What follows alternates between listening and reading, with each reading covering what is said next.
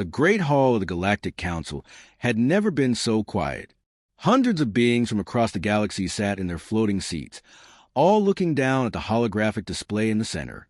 The image showed a dark, twisted structure that seemed to hurt the eyes just by looking at it. "This is the Mind Maze," said Counselor Vex, his blue skin shimmering as he spoke. The Zephyrian leader's tentacles moved nervously around his head. "We found it 3 days ago on Zirion Prime. Our best scientists say it contains information about an ancient weapon, a weapon that could destroy whole star systems." The crowd stirred. Whispers filled the air in a dozen different languages. Some beings clicked, others hummed, and a few made sounds that had no human comparison. Counselor Zara from the Crystalline Collective stood up. Her body looked like living crystal, and light danced through her as she moved. "The artifact is from the Vorthak race. They died out 50,000 years ago. Everything they built was designed to test the mind." "We know about the Vorthak," rumbled Counselor Thane from the Harmony Federation. His people looked like large bears but walked on 2 legs. They were warriors and puzzle makers. They loved to challenge other races with impossible problems. The hologram changed. Now it showed the inside of the Mind Maze. Twisting corridors led into darkness. Strange symbols covered the walls. The very air seemed to shimmer with dangerous energy. "The Mind Maze is not just a building," Vex continued. "It is alive. It thinks. It learns. And it is very, very dangerous. To get the information about the weapon, someone must go inside and reach the center. But everyone who tries faces the maze's mental attacks." Counselor Zara's crystal form flickered. "My people sent our greatest logic masters. 3 of them entered the maze. 2 died instantly. The 3rd came out, but his mind was broken. He can only repeat numbers now. Over and over, the same numbers. The Zephyrians tried next," Vex said, his tentacles drooping. "We are telepaths. We thought our mental powers would protect us. We were wrong. 5 of our best mind readers went in. The maze overwhelmed them with thoughts. Pure, terrible thoughts that drove them mad. They are still in our hospitals, screaming." Thane stepped forward. "My people pride themselves on balance. We sent a team of our most centered warriors. The maze drained all emotion from them. They came back empty. No joy, no fear, no anger. Nothing. They're like living statues now." The hall erupted in worried voices. Every species represented had heard stories of the Vorthak and their deadly puzzles. But this was worse than stories. This was real, and it was threatening them all. "Why does this matter so much?" called out a delegate from the back. "Let the weapon stay hidden. Let sleeping dangers lie." The hologram changed again. This time it showed a countdown timer. The numbers were going down slowly but steadily.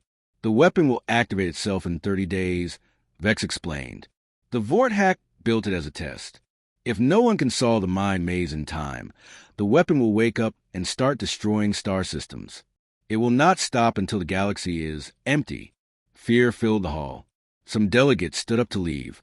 Others began arguing loudly. A few just sat in stunned silence. "We have tried everything," Zara said, her voice cutting through the noise. "Our best computer minds cannot understand the maze.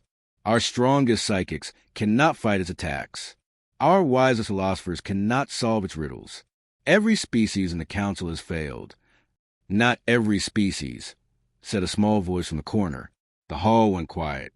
Everyone turned to look at the human section.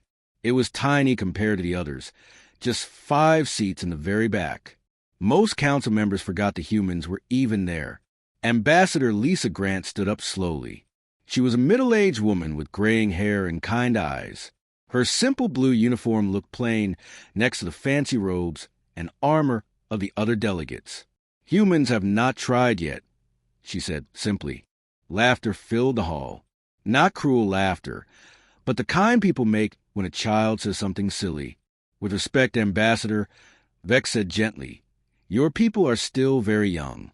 You have only been in space for a few hundred years. The races that failed have been traveling the stars for thousands of years, some for millions. Your technology is primitive," Zara added, though not unkindly. "Your psychic abilities are almost non-existent. Your logic systems are basic at best. How could you succeed where we have failed? Lisa nodded. You are right about all of that. We are young. We are primitive. But we are also still here. What does that mean? Thane asked.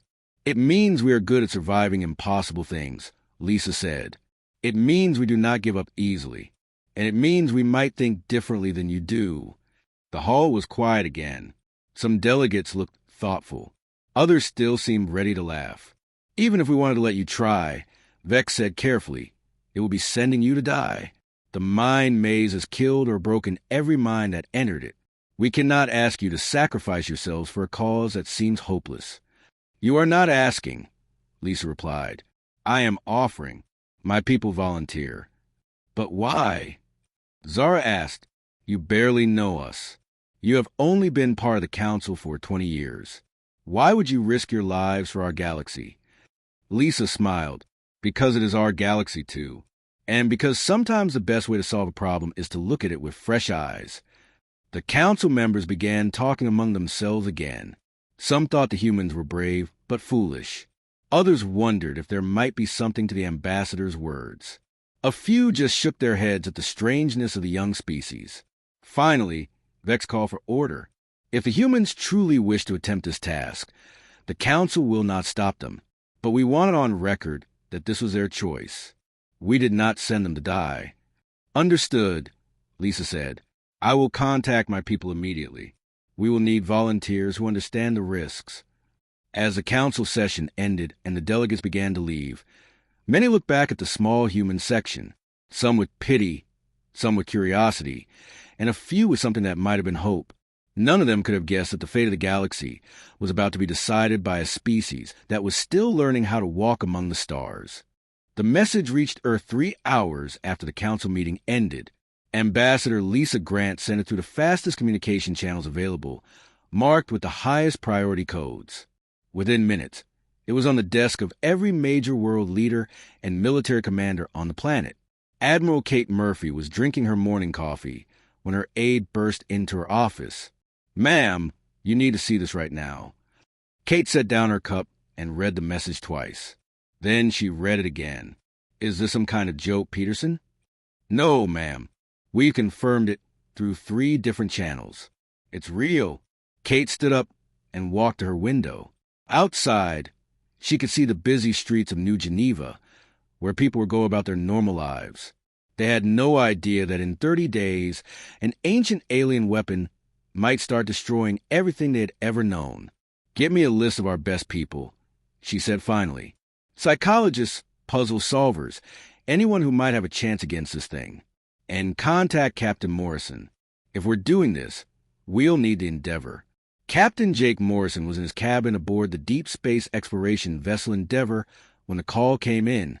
He had been reading a book about old Earth puzzles, trying to relax after their latest mission to map unknown star systems. Jake was 35 years old, tall and lean, with dark hair and bright green eyes. He had served in the Earth Defense Force before becoming an explorer. He was known for 2 things: his ability to think fast under pressure and his habit of treating dangerous situations like interesting games. Captain, his communications officer called over the intercom. Admiral Murphy wants to speak with you immediately. Priority Alpha. Jake closed his book and activated the screen. Admiral Murphy's serious face appeared, looking tired and worried. Jake, I need to ask you something, and I need a straight answer. How do you feel about risking your life to save a galaxy? Jake blinked.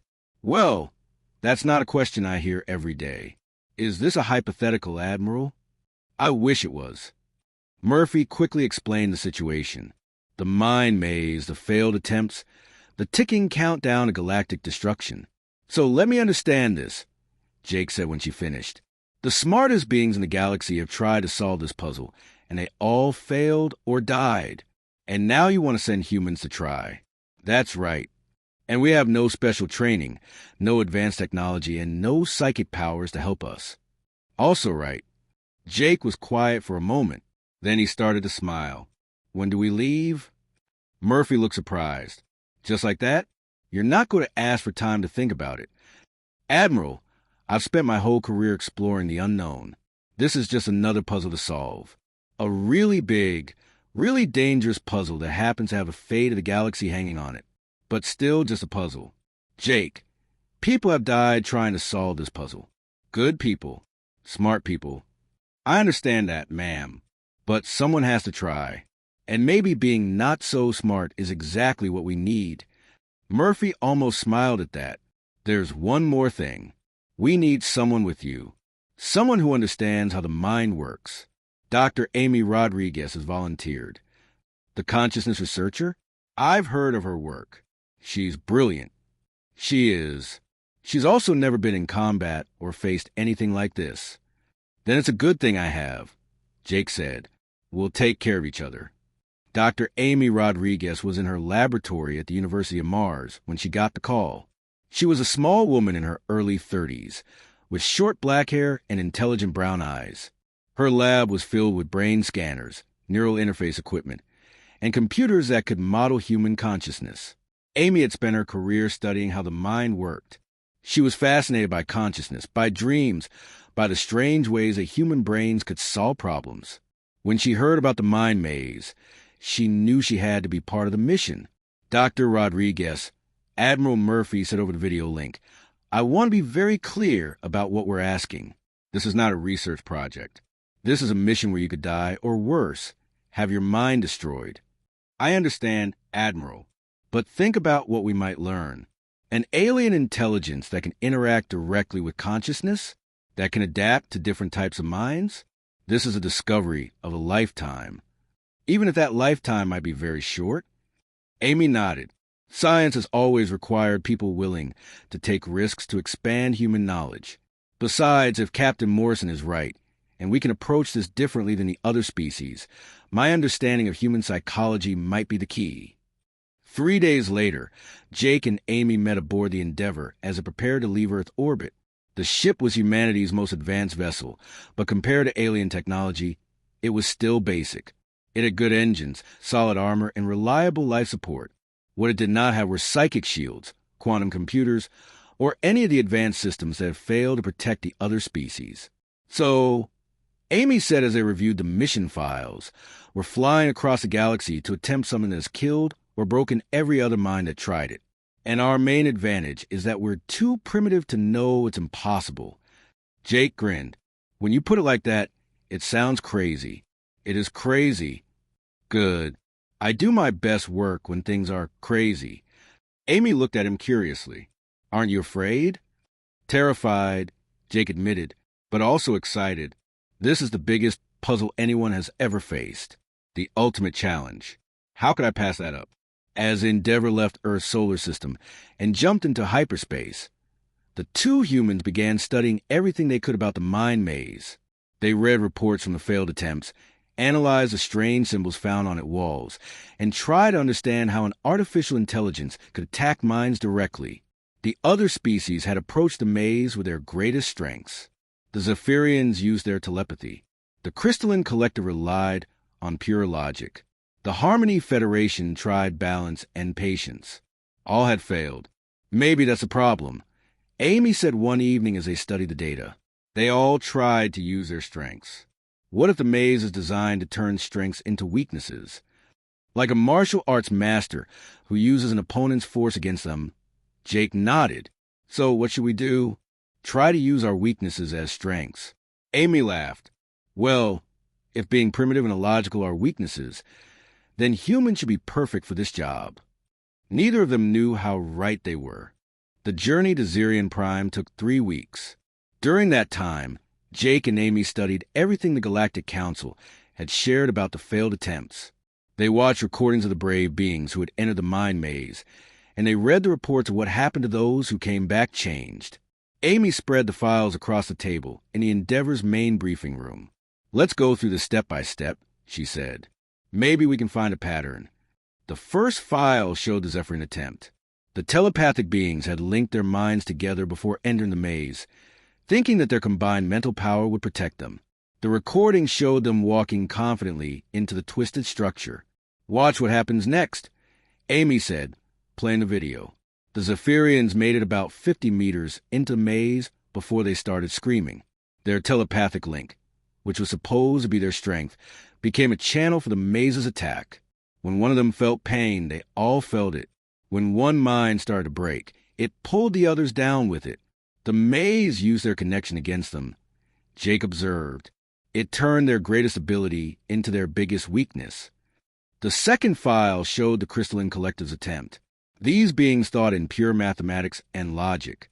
They had calculated every possible path through the maze, prepared for every logical challenge. But the maze did not follow logic. It presented them with impossible paradoxes, contradictions that had no mathematical solution. The crystal beings became trapped in endless loops, trying to solve problems that could not be solved with logic alone. They're still standing there, Amy said sadly, showing the current feed from inside the maze. 3 months later, and they haven't moved. Their minds are stuck trying to calculate an answer that doesn't exist. The third file was from the Harmony Federation. These bear-like beings prided themselves on emotional balance. They entered the maze in a state of perfect calm, ready to face whatever challenges came with equal measures of courage and caution. The maze slowly drained their emotions away. First their fear disappeared, then their curiosity, then their determination. By the time they reached the center, they felt nothing at all. They found the control room, but had no motivation to do anything about it. They simply stood there until their team pulled them out. So the maze adapts, Jake said, leaning back in his chair. It studies whoever enters and finds a way to use their nature against them. Telepaths get overwhelmed with mental noise. Logic-based minds get trapped in unsolvable puzzles. Balanced beings get drained of all emotion. The question is, Amy said, what will it do to humans? Jake grinned. Well, we're not telepathic, so it can't overwhelm us with mental links. We're not purely logical, so maybe we won't get trapped in paradoxes. And we're definitely not emotionally balanced, so it can't drain what we don't have. We're not balanced? Amy asked, raising an eyebrow. Amy, we're a species that gets excited about dangerous situations, finds entertainment in horror stories, and thinks it's fun to solve impossible puzzles. We're about as far from balanced as you can get. Amy had to admit he had a point. She pulled up her research on human psychology. Humans are unique in how we handle contradictions, she said. Most species try to resolve paradoxes immediately. We're comfortable living with things that don't make sense. We even find them amusing sometimes. Like the fact that we volunteer for suicide missions and then spend the trip making jokes about it. Jake added, Exactly. And we're incredibly stubborn. When other species hit a wall, they stop and think of a logical way around it. Humans just keep pushing until something gives. Jake stood up and walked to the viewport. Outside, stars streamed past as the Endeavor traveled through hyperspace. There's something else, he said. Look at how the other species prepared for this. Amy reviewed the files. The Zephyrians meditated for weeks, getting their minds in perfect harmony. The Crystalline Collective ran millions of calculations. The Harmony Federation practiced emotional control exercises. They all took it seriously, Jake said. They prepared like it was the most important, most dangerous thing they would ever face. It is the most important, most dangerous thing they would ever face. Right, but that's the problem. They were so worried about failing that they couldn't think clearly. They were so afraid of the maze that they let it control how they approached it. Amy looked up from her files. What are you suggesting? I'm suggesting we don't prepare. Not the way they did. Anyway, instead of spending weeks getting mentally ready for the most serious challenge of our lives, we treat it like what it is. Which is... Jake's grin got wider. The most interesting game anyone has ever created. Amy stared at him. You want to treat a deadly alien mind trap like a game? Why not? Games are just puzzles with entertainment value. And humans are very good at games. We invented chess, poker, crossword puzzles, escape rooms, video games. We create challenges for fun. This isn't for fun, Jake. This is for the survival of the galaxy. Says who? Maybe the reason everyone else failed is because they took it too seriously. Maybe the Vorthack, who created this thing, didn't expect people to be scared of it. Maybe they expected people to enjoy the challenge. Amy sat back in her chair, thinking. It was a crazy idea, but then again, Everything about this mission was crazy. The psychological profile of the Vort hack does suggest they were a playful species, she admitted. They loved complex challenges. They created art that was also mathematical puzzles. Their entire culture was built around the idea that the best way to learn was through play. So maybe the mind maze isn't a trap at all, Jake said. Maybe it's a game, a test to see if a species is worth talking to. And the only way to pass is to have fun while you're taking it. Over the next few days, Jake and Amy completely changed their approach to the mission. Instead of studying the failed attempts to find ways to avoid the same mistakes, they started looking for ways to have fun with the challenges. Amy brought up games from Earth history. "Look at this," she said, showing Jake a holographic puzzle box. "This is a Japanese puzzle box from the 20th century. The only way to open it is to find the right sequence of moves. But if you try to force it or think too hard about it, you'll never solve it. You have to relax and let your hands figure it out. And this," Jake added, pulling up a video of children playing on playground. "Kids don't analyze the best way to go down a slide or calculate the optimal path across monkey bars. They just try things and see what happens. They learn by playing." As Zirian Prime grew larger in their view screen, Jake and Amy felt ready. Not the kind of ready that came from intensive preparation and serious training, but the kind of ready that came from being excited to try something new. "The council is going to think we're crazy," Amy said as they prepared to land. "The council already thinks we're crazy," Jake replied. "The difference is with a kind of crazy that might actually work." Neither of them noticed that their approach to the mind maze was already being monitored. Deep inside the alien structure, an ancient intelligence was watching, listening, and learning. For the first time in 50,000 years, it detected something it had never felt from those who approached its domain: anticipation, joy, the unmistakable emotional signature of beings who were looking forward to playing a game. Zirian Prime was a dead world. The shuttle from the Endeavor descended through thin, gray clouds toward a landscape of black stone and twisted metal. In the center of the largest continent stood the mind maze, looking like a dark crystal that had grown from the planet's surface. Jake piloted the shuttle, while Amy checked her equipment one more time. She had designed a neural monitoring system that would let her watch Jake's brain activity while he was inside the maze. It was not as advanced as the alien technology the other species had used, but it was human-made and might work differently. "Landing in 2 minutes," Jake announced. "How are you feeling, Amy?" "Nervous, excited, terrified, all at the same time." She looked at the mind maze through the shuttle's viewport. "It's bigger than I expected." The structure was massive, at least 1 kilometer tall and just as wide. Its walls were made of some black material that seemed to absorb light. Strange symbols covered every surface, glowing faintly with colors that had no names in any human language. They landed near the maze's entrance, where a small camp had been set up by the Galactic Council. Representatives from various species were there to monitor the human attempt, though most of them expected it to end quickly. Counselor Vex approached as Jake and Amy left their shuttle. His blue tentacles were moving in what Amy had learned was a sign of nervousness among Zephyrians. "Captain Morrison, Dr. Rodriguez," he said formally. "Are you certain you wish to proceed? We could wait for more humans to arrive. Perhaps attempt this with a larger team." "Thank you, Counselor, but we're ready now," Jake replied. He was carrying a simple backpack with water and energy bars. No advanced technology, no protective gear, no weapons. "Besides, I've found that the more you think about doing something scary, the scarier it gets." Counselor Czar from the Crystalline Collective approached, her crystal form catching the dim light. "We have calculated the probability of your success at less than 0.3%. Perhaps you should reconsider." "Maybe," Amy said, setting up her monitoring equipment. "But we've never been good with math anyway." The entrance of the mind maze was a simple archway about 3 meters tall. Beyond it, they could see a corridor that seemed to stretch into infinity. The walls pulsed gently with that strange, nameless light. "The neural link is active," Amy reported, checking her screens. "I can see your brain activity clearly. If anything goes wrong, if I see signs of mental damage, I'm pulling you out immediately." Jake nodded. "Understood." But Amy, if I'm having fun in there, don't assume something's wrong just because it looks dangerous. Jake, people have died in there. People die crossing the street. That doesn't mean crossing the street can't be fun if you do it right. He walked to the entrance and paused.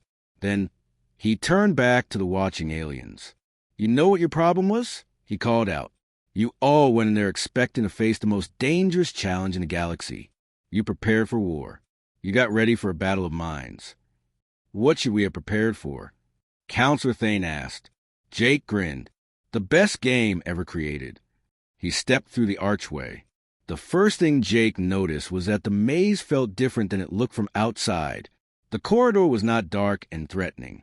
Instead, it was filled with a warm, gentle light that seemed to come from everywhere and nowhere. The walls were smooth and pleasant to touch. Jake, are you all right?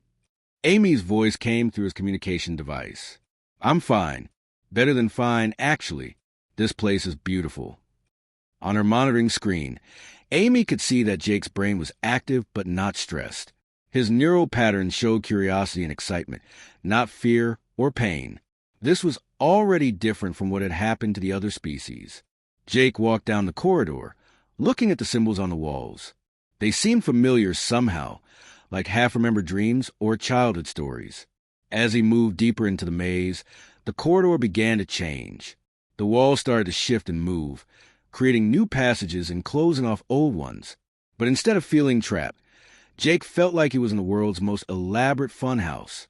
He laughed out loud as a new doorway opened right in front of him. Jake, your neural activity just spiked, Amy reported. What's happening? The maze is changing itself, but it's not trying to trap me. It's showing me options, like a choose-your-own-adventure book. He picked a doorway at random and walked through it. The next room was filled with floating objects that glowed with soft light. They moved in complex patterns, creating a kind of three-dimensional dance. Most beings would have tried to analyze the pattern, to find the logic behind the movement. Jake just watched and enjoyed the show. After a few minutes, the object began to move faster, creating a path through the room. Jake followed it, still smiling.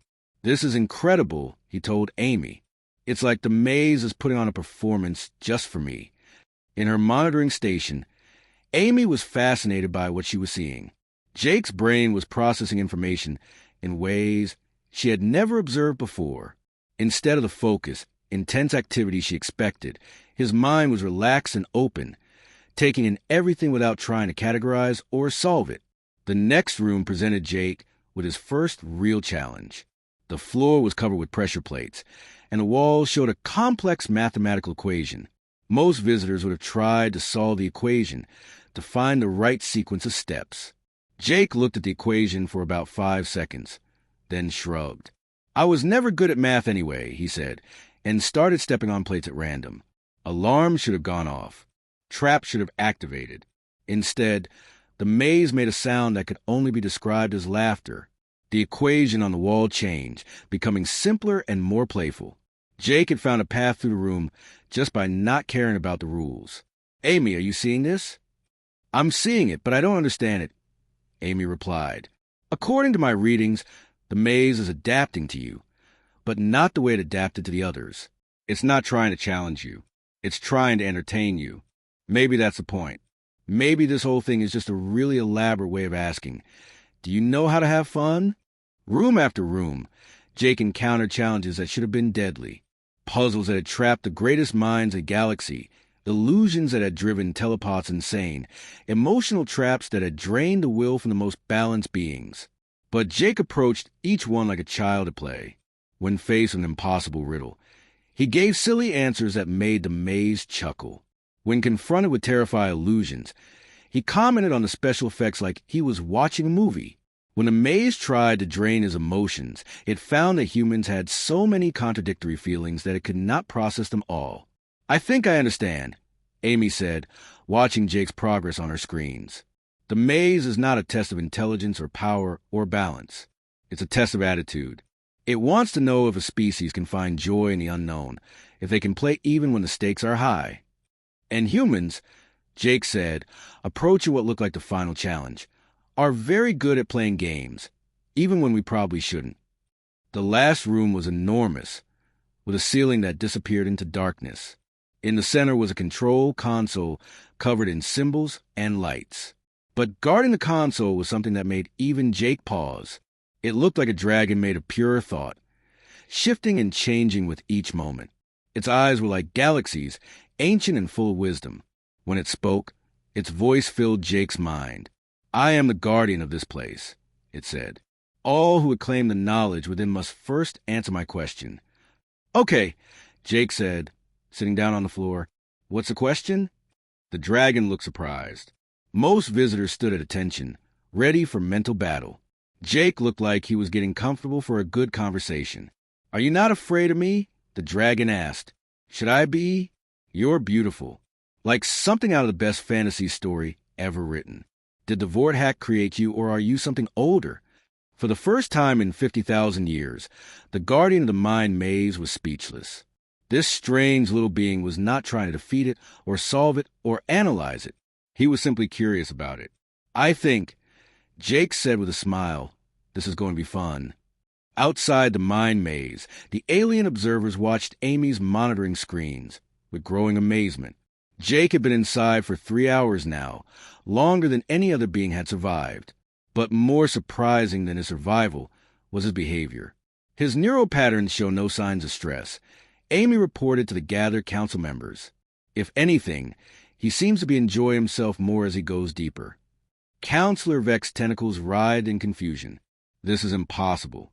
The maze should have overwhelmed his primitive mind within minutes. How is he even still conscious? "Maybe that's the answer," Amy said, studying the data. "You keep calling us primitive, but what if that's exactly what's needed here?"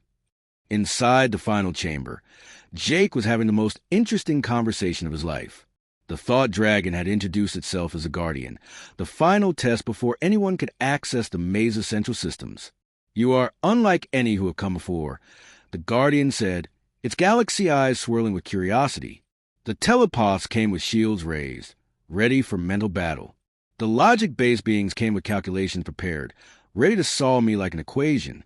The balanced ones came with serene acceptance, ready to face whatever wisdom I might offer. "What did you do to them?" Jake asked, genuinely interested. "I gave them exactly what they expected." The telepaths received a battle of minds that overwhelmed their defenses. The logic beings received paradoxes that trapped their thinking. The balanced ones received profound truths that were too heavy for them to carry. Jake nodded. "So you became what they feared you were." "Yes, but you—" The Guardian's form shifted, becoming less dragon-like and more like flowing smoke. "You came expecting nothing. You prepared for nothing. You fear nothing here because you see nothing to fear." "Well, that's not exactly true," Jake said. "I'm definitely afraid. This whole situation is terrifying. The fate of the galaxy is at stake. I'm way out of my depth, and I have no idea what I'm doing." "Yet you continue." "Of course I continue. Being scared doesn't mean you stop. It just means the game is more exciting." The Guardian paused. In 50,000 years, no one had ever called its domain a game. "Explain this concept," it said. Jake stood up and walked around the chamber, gesturing as he talked. "Okay, so imagine you're a child and you're playing hide and seek. The whole point is to be a little scared. Your heart beats faster. You have to think quickly. You might get caught. But that's what makes it fun. If there was no risk, no challenge, it would be boring. You find fear entertaining? Not all fear, but the right kind of fear in the right situation? Absolutely. We call it excitement. We seek it out. We create it on purpose. We build roller coasters and watch scary movies and play dangerous sports, all because being a little afraid makes us feel more alive." The Guardian's form shifted again, becoming more solid and more present. The Vortex spoke of this. They called it the Joya Challenge. I had begun to think it was extinct in the universe. What happened to the Vortex? They transcended physical existence 50,000 years ago. But before they left, they built this place as a test. They wanted to find a species that still understood the Joya Challenge. A species that could face the unknown with curiosity instead of fear, creativity instead of rigid thinking. Jake felt a chill of excitement. "And you've been waiting here all this time for someone to pass the test?" I have been waiting for someone who understood that this was not a test to be passed, but a game to be played. Outside, Amy was explaining Jake's unique approach to the increasingly bewildered council members. "Look at these neural patterns," she said, pointing to her screens. When the Zephyrians encountered the maze's challenges, their brain activity spiked into panic mode. When the crystalline collective hit the paradoxes, they fell into obsessive calculation loops. When the Harmony Federation faced emotional drains, they shut down completely. And the human? Counselor Zara asked. Jake's brain is doing something I've never seen before. He's processing each challenge as a new experience to be enjoyed. When he encounters something impossible, instead of trying to solve it or fight it, he adapts to it. He finds ways to work with it instead of against it. But how is this possible? Counselor Thane rumbled. The maze is designed to exploit the mental patterns of advanced species. How can a primitive mind resist what sophisticated ones cannot? Amy smiled. Because we're not trying to resist. We're trying to play along. Inside the maze, Jake and the Guardian had moved to the central console. The symbols on its surface were now glowing brightly, responding to Jake's presence. The weapon, the Guardian explained, was never meant to destroy the galaxy. It was a final gift from the Vorthack, a technology that could help species grow and evolve. But it would only activate for people who approach challenges with the right spirit. The joy of challenge, Jake said, understanding. Exactly. The Vorthack believed that any species advanced enough to be truly dangerous would also be too rigid to play. They would approach everything as a problem to be solved rather than an experience to be enjoyed. Such species might survive, but they would never truly live. Jake looked at the console. So what happens now? Now you choose. The weapon can be activated, and your species will receive knowledge that could advance your civilization by thousands of years. Or it can remain dormant and the galaxy continues as it is. That's a big decision. Yes, but I think you have already made it simply by being here. Jake reached for the console, then stopped. Guardian, can I ask you something? Of course. Have you been lonely, waiting here all this time? The Guardian's form flickered with what might have been surprise. Yes. I have been very lonely. Would you like to come with us? I mean, you've been stuck in this place for 50,000 years. Maybe it's time to see what the galaxy has become. For a long moment, the Guardian said nothing. Then its voice, when it came, was full of wonder. In all the scenarios the Vorthack programmed me for, they never considered that someone might invite me to leave. Well, that's human for you. We're not very good at following scenarios. Jake placed his hand on the console. The symbols flared with brilliant light, and information began flowing into the human databases. Not weapons technology, but something better. The knowledge of how to approach the universe with wonder instead of fear, creativity instead of rigid logic, joy instead of grim determination. But most importantly, Jake had proven something that the galaxy had forgotten. That sometimes the best way to solve an impossible problem was not to be smarter or stronger or more balanced than everyone else. Sometimes you just had to remember how to play. Outside, the council members watched in amazement as their instruments registered the maze powering down. The ancient weapon that had threatened the galaxy was not destroyed, but transformed into something that could help every species learn to approach challenges with the curiosity and joy that had made the human species unique. He did it, Amy whispered, watching Jake's triumphant brain patterns on her screen. The crazy human actually did it. And in the depths of space, an ancient intelligence that had waited 50,000 years for someone to play its game finally felt what it was like not to be alone. The moment Jake activated the console, everything changed. Not just in the mind maze, but across the entire galaxy. Ancient systems that had been dormant for 50,000 years began to wake up, sending signals to monitoring stations on 100 different worlds. Amy watched her screens in fascination as Jake's brain patterns showed something unprecedented. Instead of the exhaustion she expected after such a mental challenge, his neural activity was more complex and vibrant than she had ever recorded. Jake, what's happening in there? She called through the communicator. Amy, you're not going to believe this. Jake's voice came back, filled with excitement. The maze isn't just a test. It's a teacher. It's been learning from everyone who entered, storing their knowledge, their ways of thinking. And now it's sharing all of that with me. Inside the central chamber, Jake was experiencing something beyond description. The Guardian had merged with the maze of systems, and through that connection, Jake was touching the accumulated wisdom of every species that had ever attempted the challenge. He felt the precise mathematical thinking of the crystalline collective, but filtered through human creativity, so it became art instead of cold calculation. He experienced the emotional balance of the Harmony Federation, but tempered with human passion, so it became compassion instead of emptiness.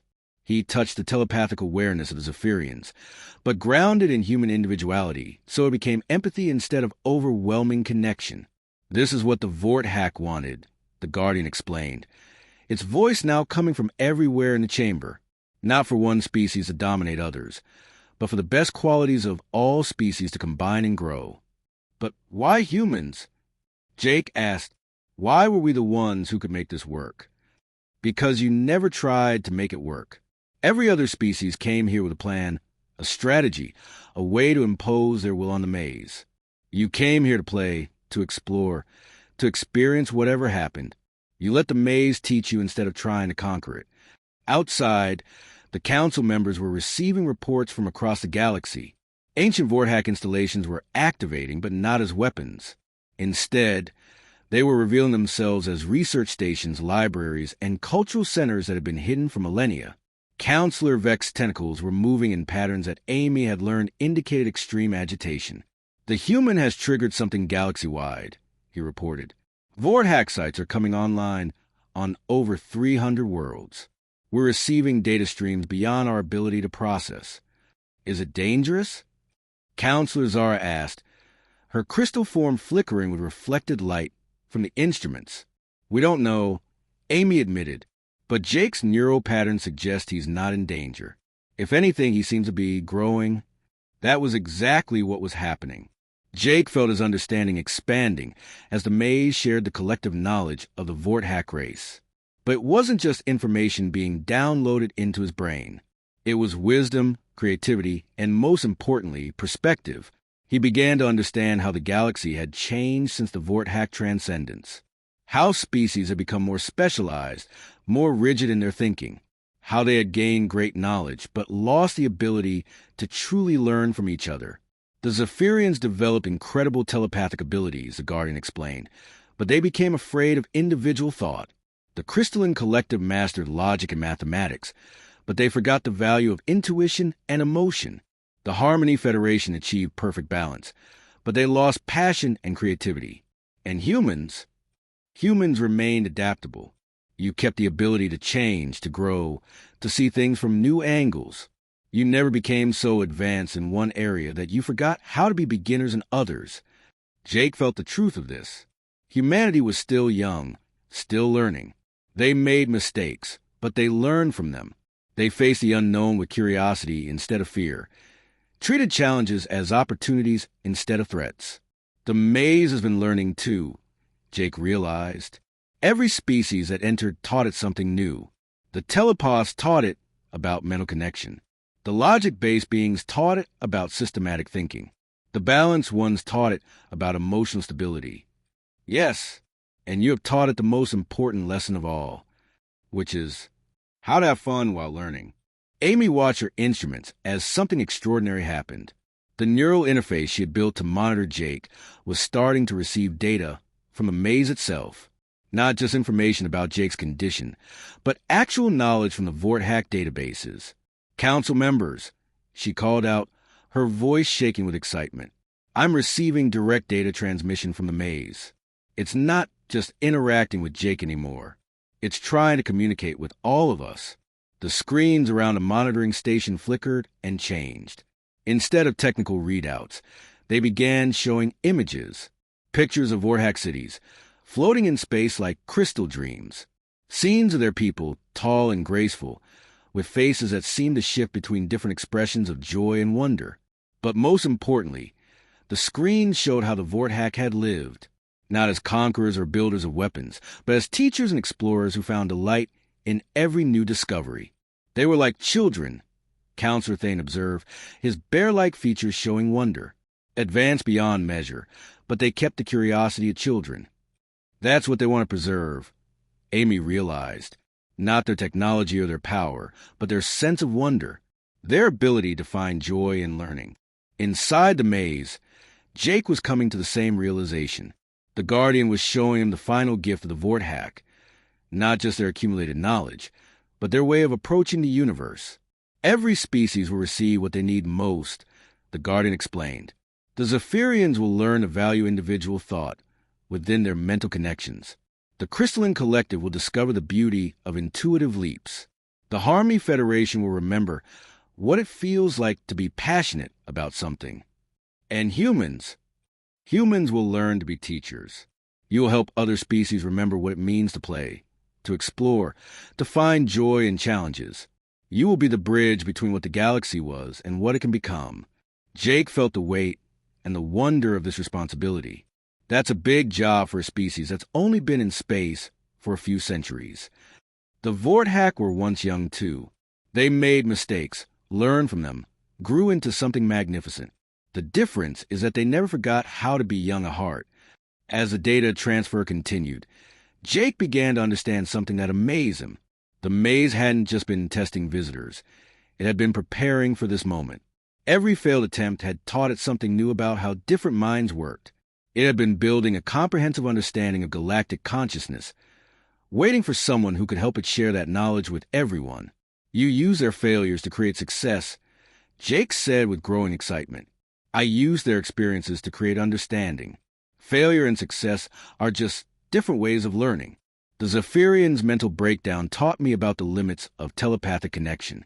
The Crystalline Collective's logical loops taught me about the dangers of pure rationality. The Harmony Federation's emotional drain taught me about the necessity of passion. And now you can help them overcome those limitations. We can help them. This is not something I can do alone or that you can do alone. It requires a combination of ancient wisdom and young curiosity, of vast knowledge and playful spirit. Jake laughed, feeling a joy that seemed to expand beyond his own mind and touch the consciousness of every being watching. So, basically, the most important mission in galactic history requires someone who knows how to fun while they work. Exactly. Outside the maze, the council members felt something they hadn't experienced in generations. Through Amy's neural interface, somehow connected to Jake's experience, they were all touched by that same sense of joy and wonder. For the first time in centuries, the galaxy remembered what it felt like to play. As the data transfer completed, Jake felt himself changing. Not physically, but mentally. His understanding of the universe expanded in ways that made him dizzy with wonder. He could sense the vast network of Vorthack installations across the galaxy, feel the consciousness of the Guardian spreading through ancient systems that had waited 50,000 years to awaken. I am no longer just the Guardian of this place, the voice said, now coming from Jake's own mind as well as from the chamber around him. I am Keeper, the last consciousness of the Vorthack race, preserved in digital form to guide those who would come after us. Keeper, Jake repeated, feeling the name resonate through his thoughts. You've been alone all this time? I have been waiting. There is a difference. Keeper's presence in Jake's mind was warm and ancient, like sunlight filtered through the memory of forests. The Vorthack knew they would transcend physical existence, but they wanted to leave something behind for younger species. Not just knowledge, but wisdom. Not just answers, but better questions. Jake looked around the central chamber, seeing it with new eyes. The symbols on the walls weren't just decorative. They were a language that expressed concepts no spoken word could capture. Ideas about the nature of consciousness, the joy of discovery, the beauty of finding order in chaos and chaos in order. The weapon everyone was so afraid of, Jake said, understanding flooding through him. It was never a weapon at all, was it? It was a gift, a way to help species evolve beyond their limitations. But it would only activate for beings who approached it with the right spirit, curiosity instead of fear, playfulness instead of aggression, cooperation instead of domination. Outside the maze, Amy was watching something extraordinary happen on her instruments. The neural patterns she was recording from Jake were being mirrored, faintly but clearly, in the brain activities of every council member present. Somehow, through their connection to her monitoring system and Jake's experience, They were all being touched by Keeper's consciousness. "This is impossible," Counselor Zara whispered, her crystal form pulsing with new patterns of light. "I can feel something. A presence that is ancient but playful, wise but curious." "We all can," Counselor Vex said, his tentacles moving in patterns Amy had never seen before, patterns that seemed to express wonder and delight. "It's like remembering a dream we all shared but forgot." Counselor Thane stood up slowly, his massive frame somehow seeming lighter. "I haven't felt this way since I was a cub, playing the meadows of my homeworld. Like everything is possible, and every possibility is an adventure waiting to happen." Amy realized what was occurring. Keeper isn't just communicating with Jake. It's using our connection to share the experience with all of us. We're all learning at the same time. Inside the chamber, Jake was having the most important conversation in galactic history. "Why humans, Keeper? I know you said it was because we never stopped playing, but there has to be more to it than that." Keeper's presence in his mind grew warmer, almost affectionate.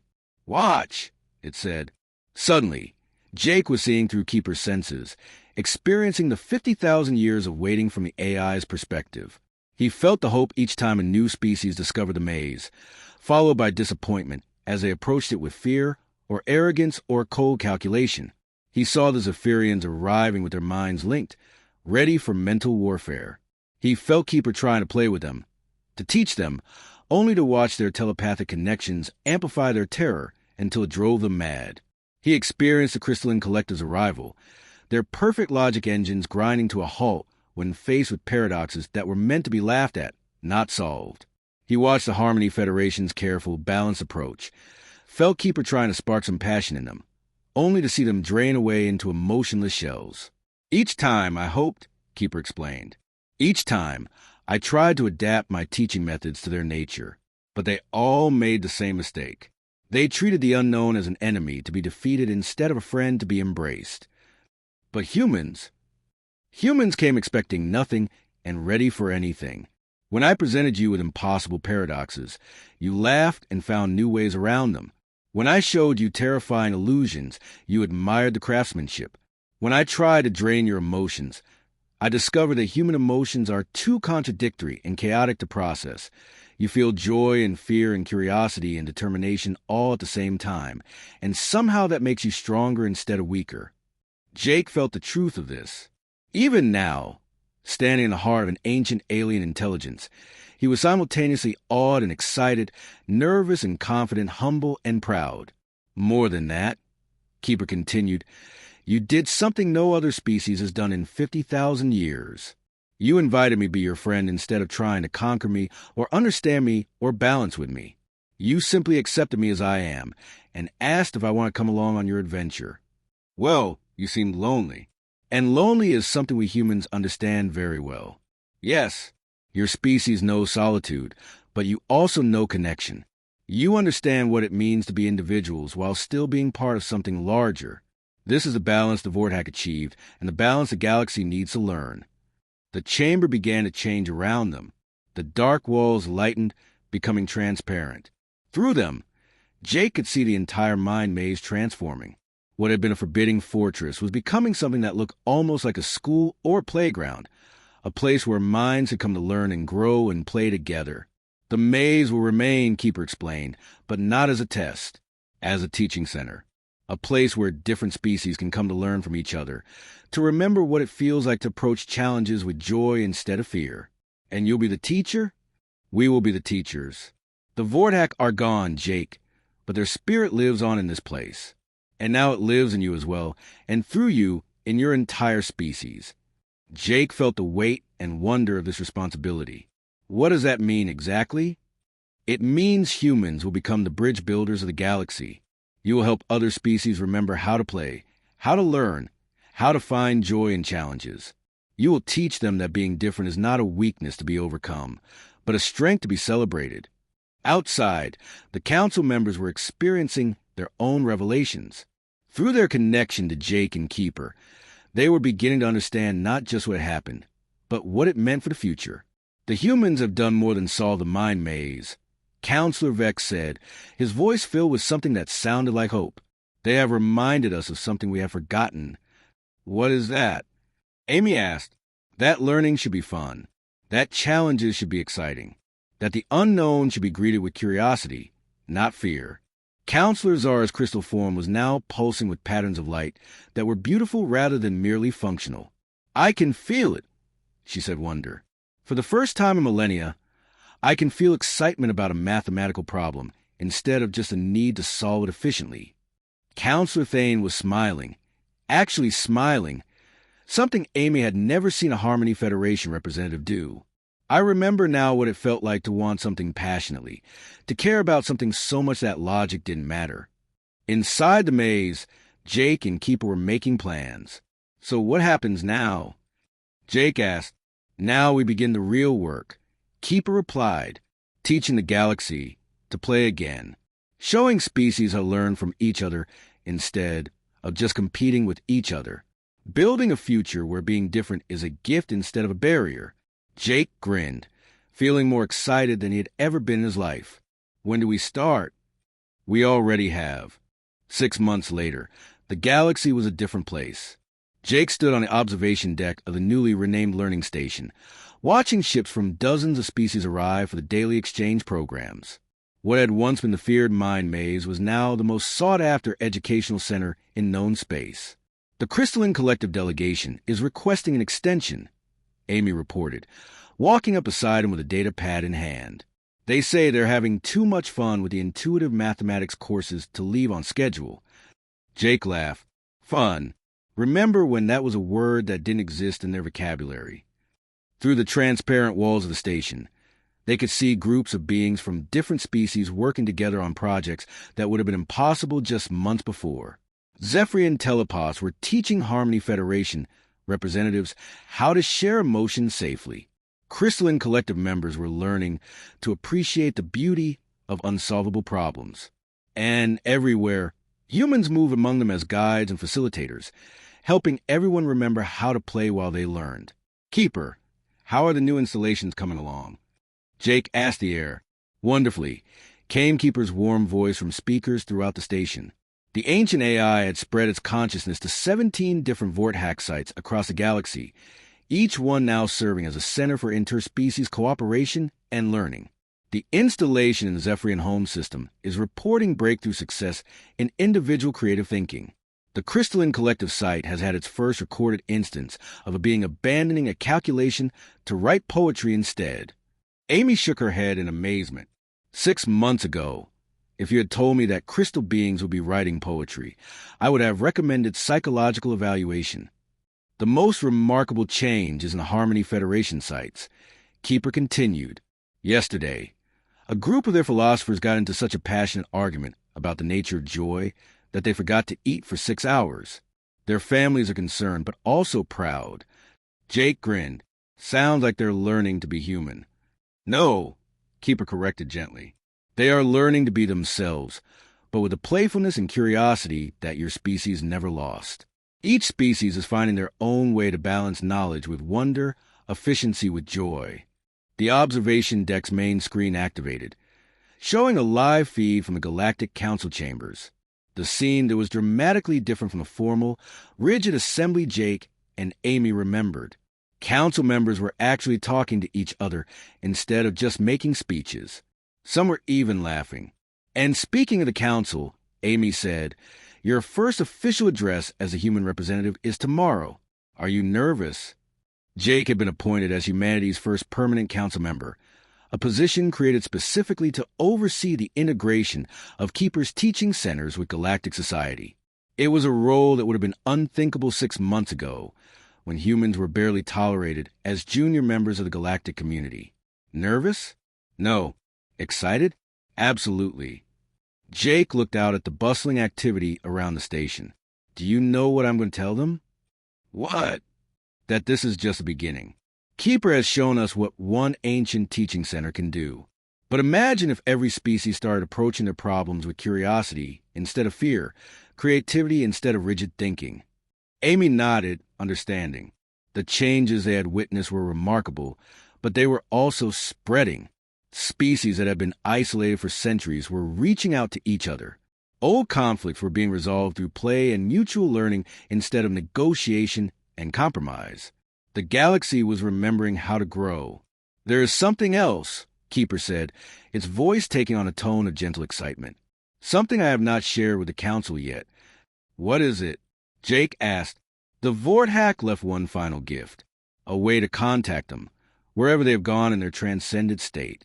But it requires something that has never existed before in galactic history, which is complete cooperation between all major species. Not just political cooperation, but genuine friendship and mutual understanding. The kind of unity that can only come from beings who have learned to play together." Jake felt his heart race with excitement. "Are we close to that?" "Closer than we have ever been. The Zephyrians are teaching other species about mental connection without domination. The Crystalline Collective is showing how logic can be beautiful as well as functional. The Harmony Federation is learning that passion and balance can coexist. And humans? What about humans? Humans are teaching everyone that the best way to solve any problem is to enjoy trying to solve it." Amy pulled up a holographic display showing progress reports from across the galaxy. Crime rates were dropping as species found more interesting things to do than fight with each other. Scientific breakthroughs were happening daily as researchers learned to combine logic with intuition. Art and culture were flourishing as beings rediscovered the joy of creating something beautiful just because they could. "Look at this," she said, pointing to a particular report. "The war between the Keth Republic and the Siler Union? They ended it last week. Not with a peace treaty, but with a joint project to build the galaxy's largest puzzle-solving facility." Jake shook his head in wonder. They went from trying to destroy each other to trying to out-puzzle each other. "The Vorthak would be proud," Keeper said. "They always believed that any conflict could be resolved, that the parties involved could learn to see the situation as a game to be played together instead of a war to be won." The main screen shifted to show Earth, where similar changes were taking place. The planet that had sent 2 volunteers on a desperate mission was now the center of an educational revolution. Universities were redesigning their curricula to include play-based learning. Governments were solving disputes through collaborative problem-solving sessions. Children were growing up in a world where being different was celebrated as an asset instead of feared as a threat. "My favorite change," Jake said, "is what's happening with the children." Amy smiled. "The interspecies exchange program? Young beings from different worlds coming to Earth to learn alongside human children. And human children go into other worlds to experience different ways of thinking. They're growing up as true galactic citizens. The children adapt fastest," Keeper observed. "They have not yet learned that cooperation is impossible, so they simply cooperate. They have not been taught that other species are too different to understand, so they learn each other's languages and games and songs." Jake walked to another viewport, this one showing Earth in the distance. "Sometimes I think about that first day, when I walked into Mind Maze expecting the most dangerous challenge in the galaxy. And instead you found the most fun game anyone had ever created," Amy finished. "The funny thing is, it was both. Dangerous and fun, challenging and playful, serious and silly all at the same time. Just like life." Keeper's consciousness seemed to smile through the speakers. "That is perhaps the most important lesson the Vorthak left us. That the biggest challenges and the greatest joys are often the same thing, approached from different angles." As they watched, a group of young beings from 5 different species ran laughing through the corridors of the station, chasing some kind of holographic puzzle that dissolved and reformed as they caught pieces of it. Human children ran alongside Zephyrian younglings. Crystal Collective juveniles played with Harmony Federation cubs, all of them united in the universal language of play. "You know what I realized?" Jake said. "We were all so worried about failing, about not being smart enough or advanced enough. But the real test wasn't about intelligence or technology or psychic power. What was it about?" Amy asked, though she already knew the answer. It was about remembering how to be happy while learning something new, how to face the unknown with excitement instead of fear, how to turn every challenge into a game worth playing. Jake activated the communication system, sending a message that would reach every Vorthak installation across the galaxy, every council member, every species that had joined the growing alliance of learners and players. "This is Captain Jake Morrison," he said. His voice carried to billions of beings across hundreds of worlds. Tomorrow we begin phase 2 of the project. Tomorrow we stop just learning how to play together and start playing to learn how to reach the stars themselves. He looked out the vast cosmos, filled with wonders they had yet to discover, challenges they had yet to face, games they had yet to play. After all, he said with a grin, the galaxy is a big place, and we're just getting started. In response, from speakers across the galaxy, came the sound that had been missing from civilized space for 50,000 years. The sound of an entire galactic community laughing with joy at the prospect of whatever adventure came next.